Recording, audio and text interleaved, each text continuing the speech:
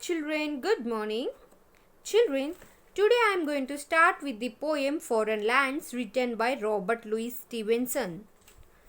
Robert Louis Stevenson was a novelist and poet who was also very fond of traveling.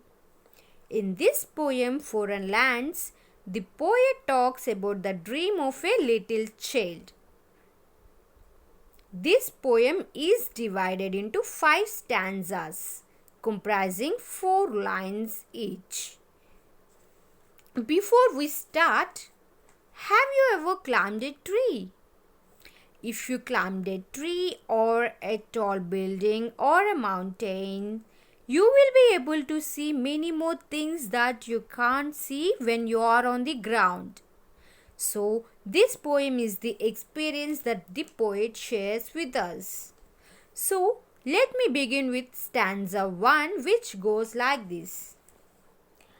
Up into the cherry tree, who should climb but little me? I held the trunk with both my hands and looked abroad in foreign lands.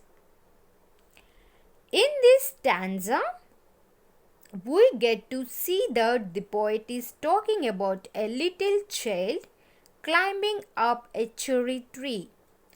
And who is this little child? It's the poet himself. So, here the poet says that this little child climbed up the cherry tree and holding the trunk with both his hands. He looks abroad on foreign lands.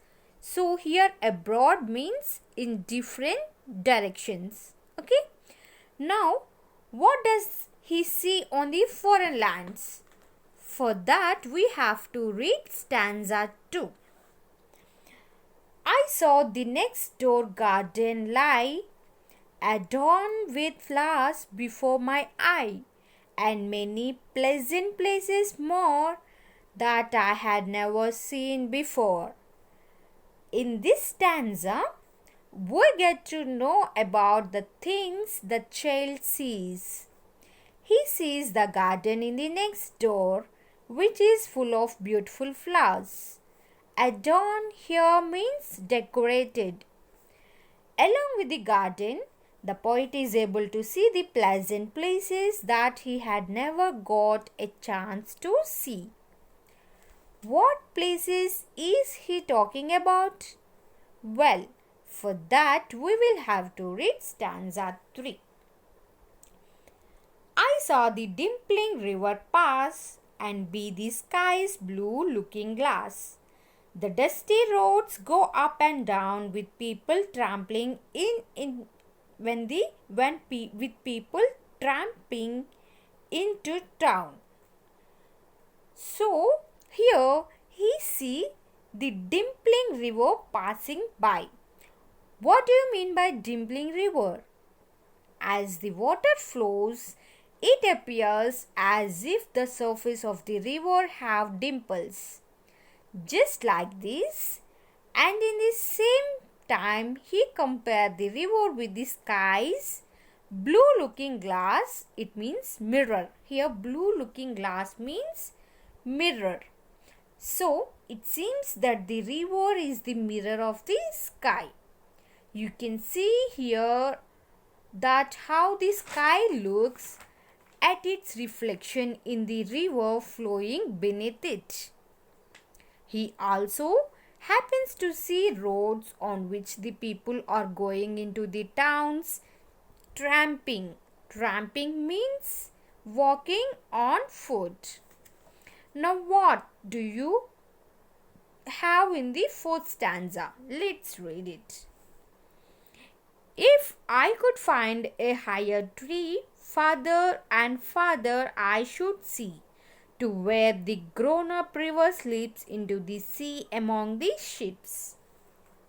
So here we see that the child desired to find a tree which is higher than the cherry tree. He says that if he found that tree, he would climb on that tree and see lands that are located at the far away distance.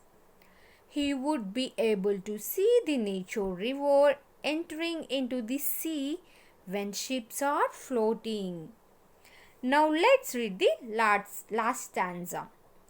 To where the road on either hand leads onward into fairyland, where all the children dine at 5 and all the playthings come alive.